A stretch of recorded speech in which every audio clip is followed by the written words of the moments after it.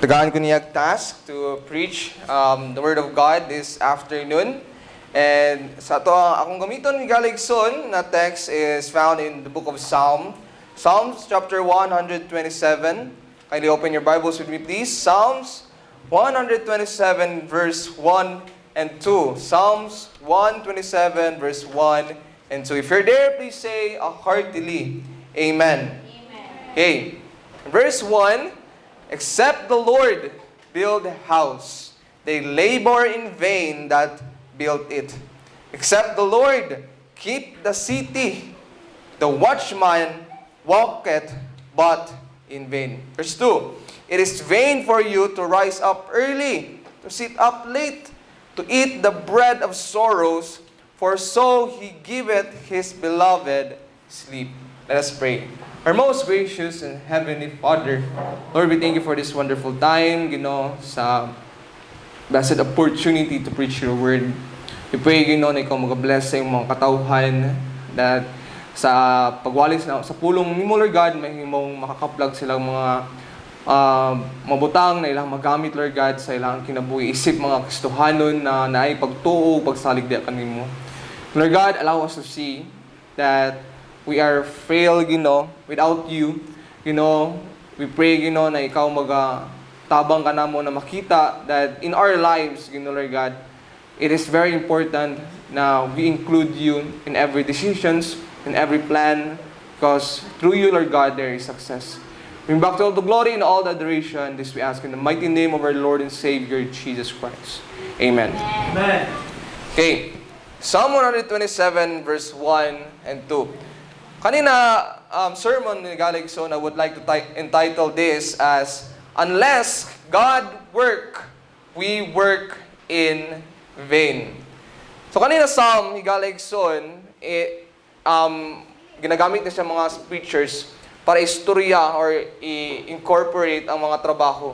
That it is important in our job, whether we are students, kung sa man nato ang mga trabaho sa atong kinabuhi, it is important that we include God. Atong makita mga kaigsunan that a lot of us karon diri sa atong population sa atong church, ang kadaghanan sa tuwa is naadyoy mga trabaho, di ba? Ang trabaho diri is kanang mga students. Ang ilahang mga trabaho is to be a student, mag-study. But atong makita mga kaigsunan, kadaghanan jud sa tuwa, a lot of us here work very, very hard. Some of us, doon tayong mga day shifts, like mga teachers, mga drivers, mga carpenters. Some of us, galigson, natin mga night shifts, such as call center agents or people whose work is in different time zone. But some is naa sila yung day shift, napod sila yung night shift. Diba? Just like our parents, ato ang mama papa, wala man dyan na sila kanang ginatawag bitaw na day off. Wala man dyan na sila ginatawag bitaw na time zone sa ilang trabaho. Every day, matag oras, they need to be a parent sa ilahang mga anak. So you see, higaligson, sa dihang kita, mga katauhan, nahimong nahulog sa pagpakasala. We fell into sin. We are cursed. Nahimong natunglo ta na maghago, to toil, to sweat, for us to have food, for us to have something. And atong makita mga kaigsunan, in the very first place, dili yung tana, ingon ana ang concept or ang gusto sa ato ang Ginoo. And you can read that, Galigson, that the curse naghihatag sa Ginoo in our first parents that is passed unto us in Genesis chapter 3 in verse 17. So you see, Galigson, kita namang kakatauhan, dili na jud malikayan. Whether we like it or not, moagi jud ta og mga kalisod sa ato ang mga kinabuhi. Muna nagdagan jud sa ato ay Galigson na gapaning kamot adlaw-adlaw matag gabi para naay makaon ang ato ang pamilya, di ba? Atong mga parents makarelate jud ana, di jud nila gusto na magutom ang ato ang ilahang mga anak. And even a lot of people that we cared for. Mo ganing na Galigson, di ba? Inyo makita tong sa advertise bitaw sa kape o sa itong para O, di na ko ingnon ang brand kay dili ko nila sponsored. So, para kanino ka bumabangon, di ba? Adlaw-adlaw, gabangon dito ta, di ba? Para sa kape. para sa mga katauhan na ato ang gihigugma, di ba? So, ato makita mga kaigsunan, dagan kay sa tuwa na gahago. Uban sa tuwa, gahago para sa tuwa mga anak, para na sila yung matrikula silang pagswila, mga gamit sa pagswila.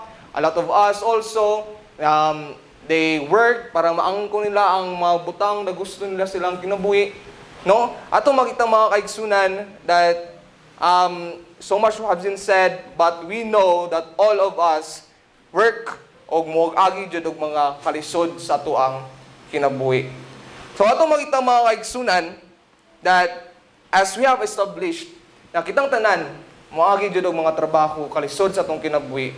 But our text has said igalegson that these toils, this hardship are without no avail. Walay pulos. Igalegson if God is not working. Kung ang Ginoo wala naglihok. You see, igalegson atong tanawon bitaw sa tuang text in the book of Psalms, chapter 127 and verse 1. If you're there, please say a heartily amen. Okay? In verse 1, in Dariya, except the Lord build the house, they labor in vain that build it. So you see, galegson, kung unless daw, kung dili ang Ginoo ang magtukod sa balay, atong makita mo igsunan kadtong nagpanday, kadtong nagcarpenter, atong maong balay, igalegson, they build in vain. Ba?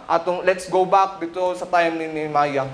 Atong makita mga kaigsunan that si Nehemiah, even though daghan kayo mga nag-alirong ng mga kalaban sila while they were building the wall, atong makita mga kaigsunan that they were very successful. Why? Not because of their own power, not because of the swords na naasa ilahang mga bewang. Atong makita mga kaigsunan, it is because God was with them. Uban nila ang they were successful. Why? Because God was with them. Ato makita, let's continue reading. Except the Lord keep the city. Bantayan ang syudad. The watchman waketh but in vain. So you see, galegson, di ba? Go back sa time dito sa Jericho. Ato makita that Jericho is very nindot kayong mga walling, guarded, very heavily guarded. But atong makita mga isunan nga nung napildi man, guba man ang Jericho. Because atong makita mga isunan that God was not with them. So you see, ako ang example kang Nehemiah, God was with them and they were very successful. Jericho, heavily guarded, but God was not with them and atong makita mga isunan, they were destroyed. So you see, galegson, importante kayo ang Ginoo sa ato ang kinabuhi. In verse 2, ingon pa diriya, nagbisan pag mag-rise up early ka, sayo ka sa buntag mo mata, sit up late, meaning magpulaw jud ka sa imong pagplano, sa imong paghago. Pero atong makita maigsunan, it is no avail. Walay pulos if ikaw wala dira sa Ginoo. See, we may work hard, but if we are not in godly foundation, it is still pointless. Unless God work, igalegson, we work in vain. Now, ito makita mga igsunan, let's go sa itong mga points. In this sermon, we will expound these two verses to make us understand the importance of God sa itong mga kinabuhi. So, point number 1, brothers and sisters, the importance of God. Kung sa man juday ay, ang importance sa Ginoo sa itong mga kinabuhi. Imagine, igalegson, usa ka rice, usa ka meal, kanang Filipino meal na walay kanon, di ba? Ang Filipino, dili jud na siya kanang unsay bitaw o dili jud na siya kumpleto ang usa ka pagkaon kung wala joy kanon. So bang bansa, they could really live kung walay rice.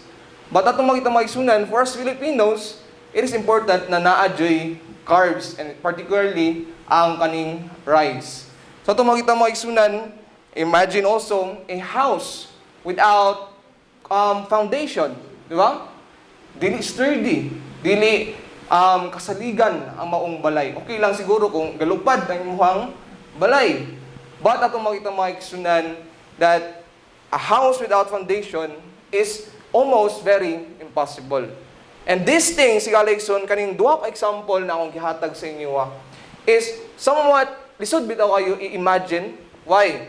Because atong makita mga igsunan, it is not normal para sa usa ka Pilipino na mukaon og meal without rice, and also for a carpenter to build a house without foundation, because si Galexon, atong makita that it is not normal for these things to not have the other. Kinahanglan jud tandem jud na sila, muuban jud na sila. And ni Galexon, also for us na mga tao, it is not normal for a man to not have his God. Kinahanglan jud uban niya ang Ginoo. God can live, ni Galexon, without man. He's not dependent sa tua. But atong makita mga igsunan that as kita ng mga tao, we are dependent dira sa tuang Ginoo. Atong makita mga igsunan, ang example bitaw ni pastor na ang Ginoo sa dihang iyang gibuhat ang mga land animals, He spake ito sa earth, sa ground. And atong makita mga igsunan, gawas ni immediately gawas ang mga animals. And atong makita mga igsunan, kung tanggalon bitaw na nimong mga animals sa ilang natural habitat, mahimo silang mga hostile, mangisog. Now, o atong makita mga kaigsunan, ang Ginoo sa dihang iyahang gibuhat ang mga water animals. Asa man ang istorya? Tubig, di ba? Atong makita mga kaigsunan, immediately there was mga fish, mga mammals sa sea. And atong makita mga kaigsunan, pagtanggalog po na nimo ang mga water animals sa ilang habitat sa sea, pwede silang mamatay. And Galexon, when God created us, kita na mga tao, He spake the Trinity to Himself. And atong makita mga kaigsunan, kung kita mawala dira sa Ginoo, Galexon, we may die. We are empty, we are not fulfilled. So Galexon, kinahanglan jud naa jud ta dira sa Ginoo. A lot of people in the Bible tried to do their own thing. Gusto nila na sila ang magbuot sa ilahang mga kinabuhi. Like say for example, bitaw kadong rich man. Kadong rich man bitaw in Luke chapter 16, kadong rich man ni Galexon, you see, luoy jud kayo to siya. Bitaw, kayo ko na astang luya sa tao. Now, ang mga tao, let's like kadong rich man, iyang giisip siyang sarili na kontento na siya. Sala na siya makaon, na siya masulob, balag wala siya nakasabot kung kinsa jud ang Ginoo, siya labot kung kinsa na ang Ginoo. Ikaw kaya Galexon, are you like that?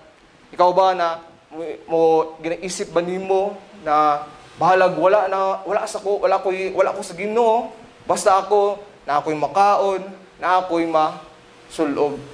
Galexon, atong makita that we are not fulfilled kung wala jud ta dira sa Ginoo. Some would even work extensively just to attain their desire. Kanang gusto nila sa ilahang kinabuhi. Balag wala sila dira sa Ginoo. Let's take for example, Galexon, kaning gibuhat bitaw ni Jacob, adong dili na jud dapat kinahanglan pa na gibuhat ni Jacob sa panahon ni Jacob kadong sa dihang naa pa siya didto sa kang Laban, di ba? Ato makita mga igsunan na nag-bargain sila concerning ato mga mananap na pwede dalon ni Jacob. Ato makita mga igsunan na si Jacob nag-devise jud siya og kanang butang, kanang rod, og atong makita mga kaigsunan, gusto niya na ma-influence atong iyahang gibuhat, atong offspring atong mga mananap para mahimong in favor sa iyahang mga result. Pero atong makita mga kaigsunan, tuod man na si Jacob, napili niya si Laban, mas daghan ang iyahang na kuha. Pero atong makita mga kaigsunan, kadong unscientific na gibuhat ni Jacob, even dili spiritual na gibuhat ni Jacob, dili tumao ang rason nga nung nahimo siyang successful. But because God's favor was naa dira siya ha. Nag-uban dira sa kang Jacob. So ato makita mga igsunan kung wala ang Ginoo. Wala ang Ginoo dito akang Jacob. Nahimo bang successful si Jacob? Of course not, higalig igsoon. Did you to mahimong successful si Jacob. Even higalig igsoon, kadong mga enemies sa mga Jews. Di ba? Atong mga kita, kadong mga enemies sa Jews, nagpadala din sila mga sundalo para lang mapildi, masubdue ang mga Jews. Pero atong makita na dili sila mahimong magmadaugod. It is because God was not with them. And even si Satan, nagkana siya ginagamit karon, personalities, mga methods, social media. Pero igaligsoon, we know that in the end times, Satan will still be defeated. Because igaligsoon, he is against our God. So you see igaligsoon, that all these things, kaning atong gipangingon sa inyo, kaning mga gipangbuhat sa mga kalaban sa Ginoo, it was no avail. Walay pulos. Biskan pag-unsa ang ilang paghago, biskan pag-unsa ang ilahang paghatag og effort. Why? Because God was not with them. So unsa man ka igaligson ang importance sa Ginoo sa atuang kinabuhi. I believe igaligson, this question is summarized in Matthew chapter 19, verse 26. Kindly open your Bibles with me, please. Matthew chapter 19, verse 26. If you're there, please say a heartily amen. Okay? In verse 26, but Jesus beheld them and said unto them, what? This is impossible, but with God all things are possible. That kanina na verse si Galigson is talking about salvation. But ato makita mga kaigsunan, it is also talking about sa ato ang mga kinabuhi. In everything that we do, higaligson, kung atong saligan ang ato ang sariling kusog, it is impossible na atong makabot ang atong mga gusto. But if we trust God, we call upon God, brothers and sisters, everything will be okay. Ato makita, imagine kung naadraa ang King of Kings, the Lord of Lords, the Creator of heaven and earth, sa imong likod. And hakto makita mga igsunan, knowing na ang Ginoo naa-perminti sa imuha, it is a very assuring thought to have God sa imuhang likod.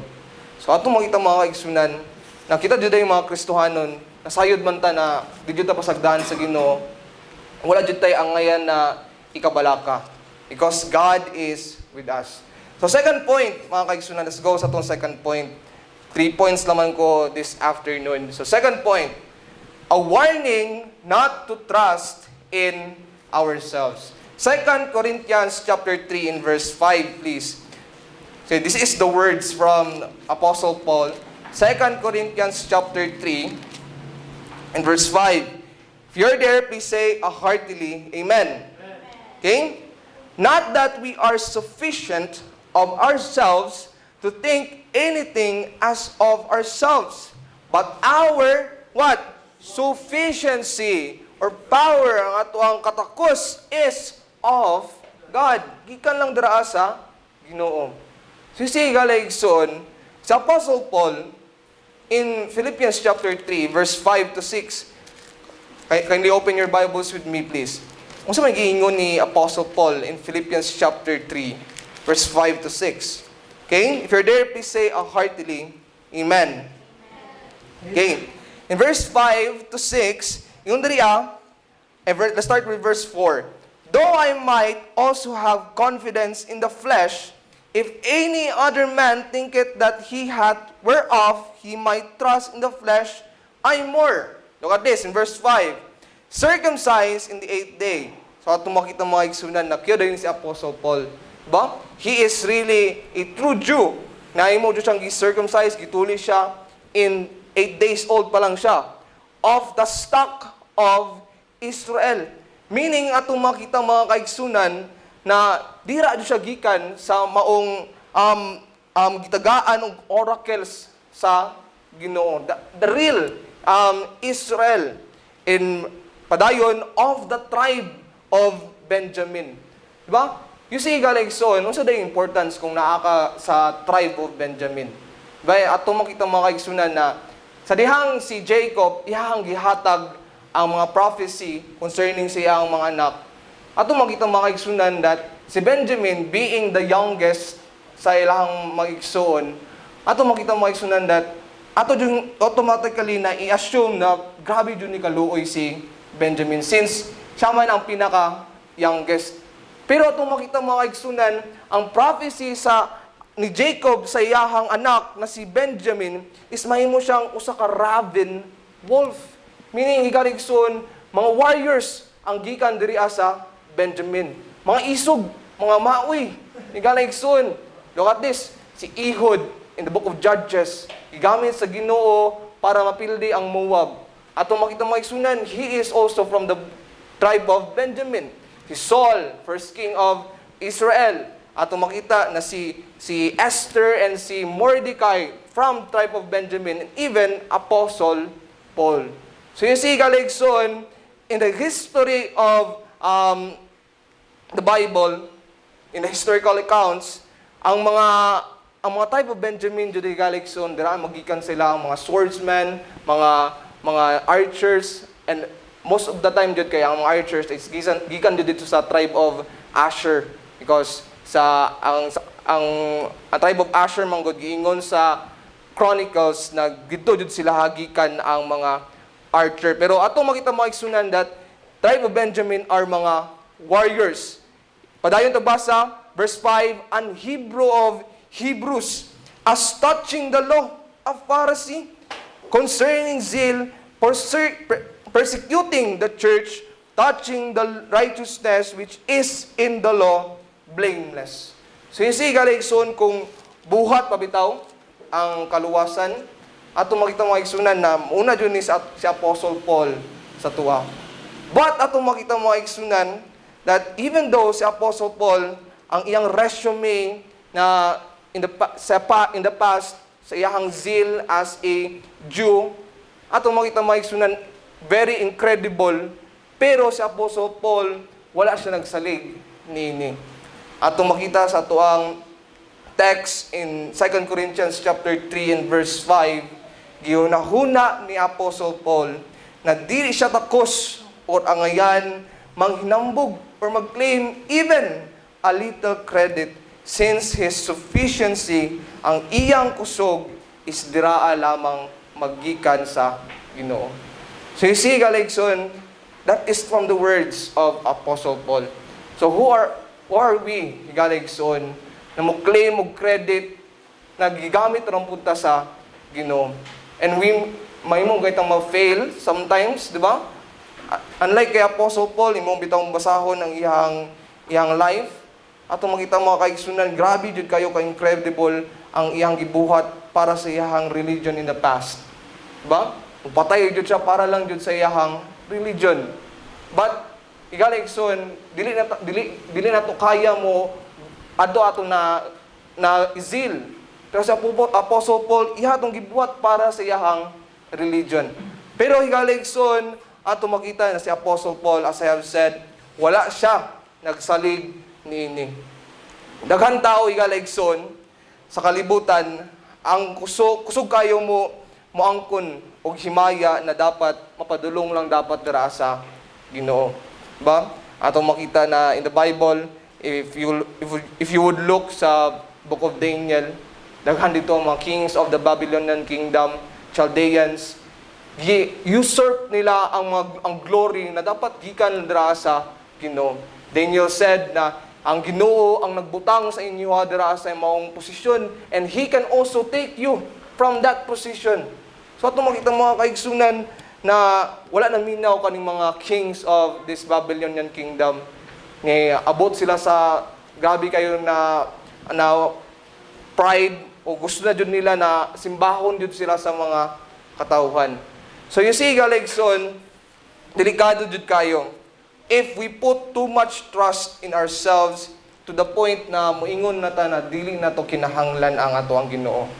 So you see, Galigson, are you like that? Na?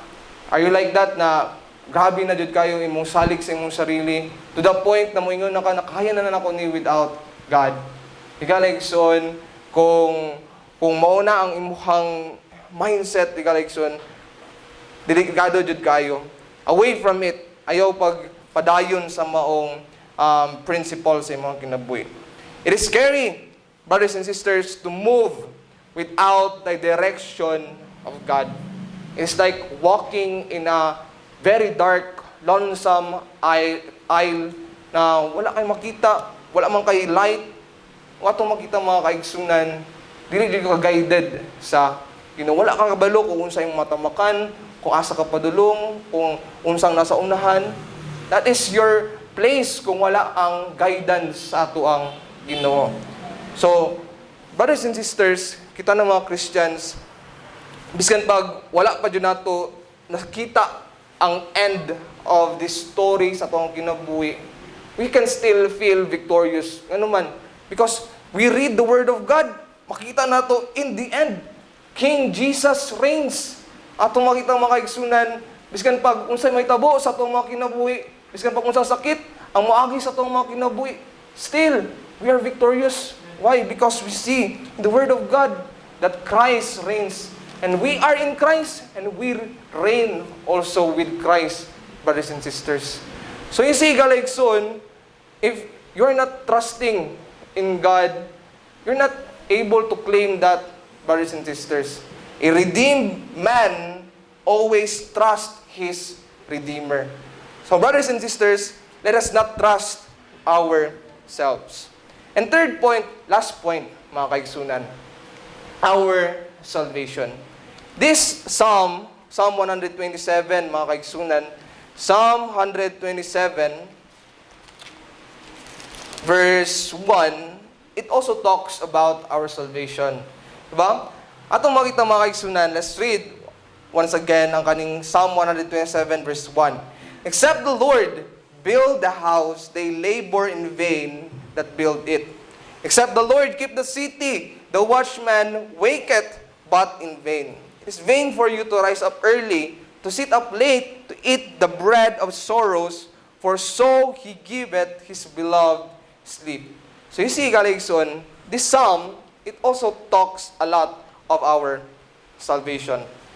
You see, Galigson, kung ang ato ang kaluwasan, ang atong pagsabot sa kaluwasan, is not anchored dara sa gibuhat sa ato ang Ginoong Hesukristo, atong makita mga kaigsunan, you can really say to yourself na dili jud ka luwas. You are not saved, mga kaigsunan. It is not a building, a house in sand. Walay tarong nga pundasyon. Brothers and sisters, nasayod ko na nakabalon man jud mo ani, kita ng mga tao, we are saved because Christ gave Himself for us. He showed His love sa tuang tanan through the suffering on the cross in our place.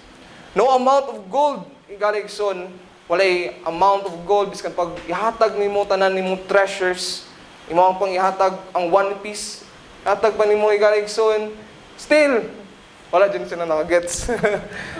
Dili na lang ko mag-joke. Sige ba, dayon ta. Okay? No amount of gold, Galigson, can save you, brothers and sisters.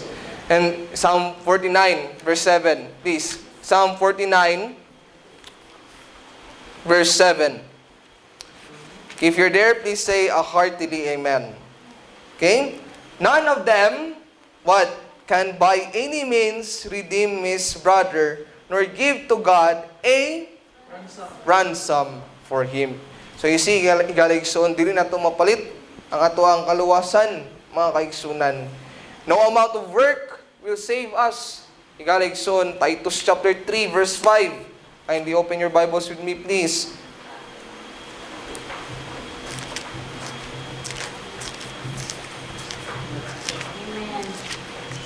Okay, Titus chapter 3, verse 5. Not by works of righteousness, which we have done, atong gibuhat. But according to His mercy, He saved us by washing of regeneration and renewing of the Holy Spirit. You see, Galagson, klaro na kayo, not of our work of righteousness. And Galagson, no amount of knowledge will save us. Even pag back-to-back pa nimo ni basang ang Bible, still Galagson, if the words in this book and ng sakripisyo ni Ginoong Jesucristo dili nimo ginutuhan, Galagson, still you're not saved. No amount of knowledge, Galagson, can save you. At bitong makita tong thief on the cross. The thief on the cross, wala man to siya kabalo kung unsa ng justification, wala man to siya kabalo kung unsa ng baptism, wala man to siya kabalo kung unsa ng ang kanang ginatawag na soul winning, wala man siya kabalo kung unsa ng choir singing. Pero Galagson, that man on that cross na naguban dira kang Jesus Christ, mas makaingon pa siya na sure siya sa iyang kaluwasan kaysa sa uban sa tuwa diriya. Ang ano man, the Lord and Savior, Jesus Christ, tells him personally na muuban siya dito sa paraiso. So you see, Galagson, atong makita that no amount of knowledge will save us. Bisan pag mahibalaan pa nato kung unsa ang ang back-to-back ang Hebrew word pa sa mga pulong sa Ginoo. Only, mga kaigsunan, pinaagi lang Diyon sa grasya na gihatag sa ato ang Ginoo ang maoy makaluwas sa atoa.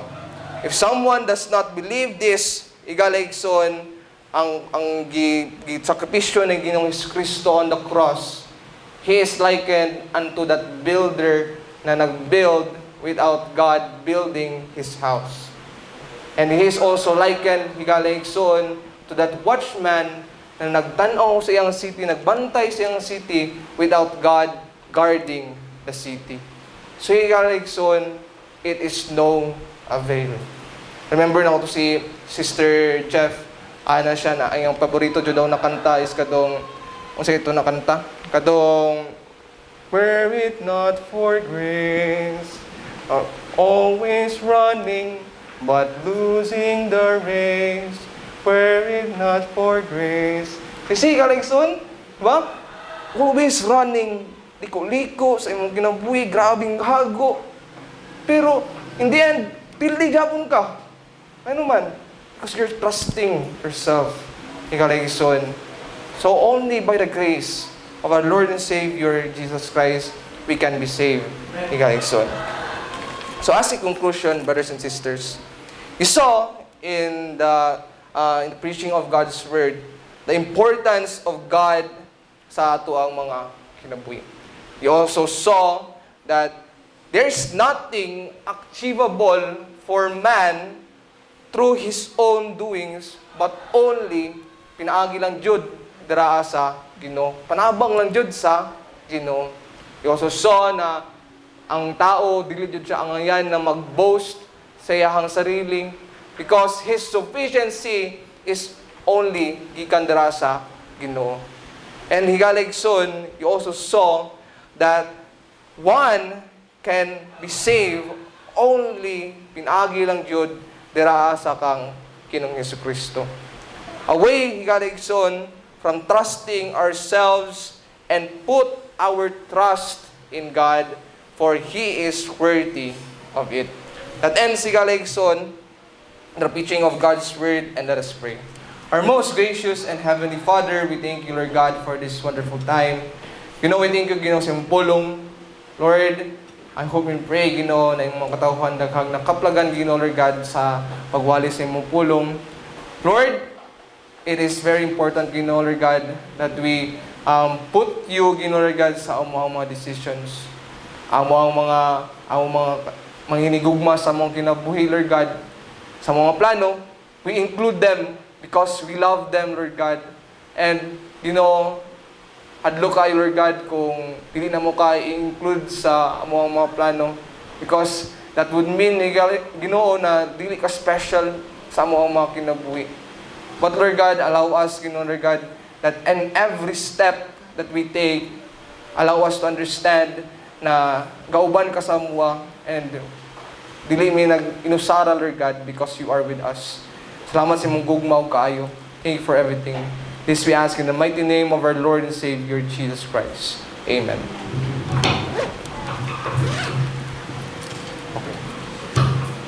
Okay? You can pray sa inyong mga chairs. If you have something to pray for, like son, let's also remember in prayer our sister, Sister Jeffany, for her fast recovery. And that would be all.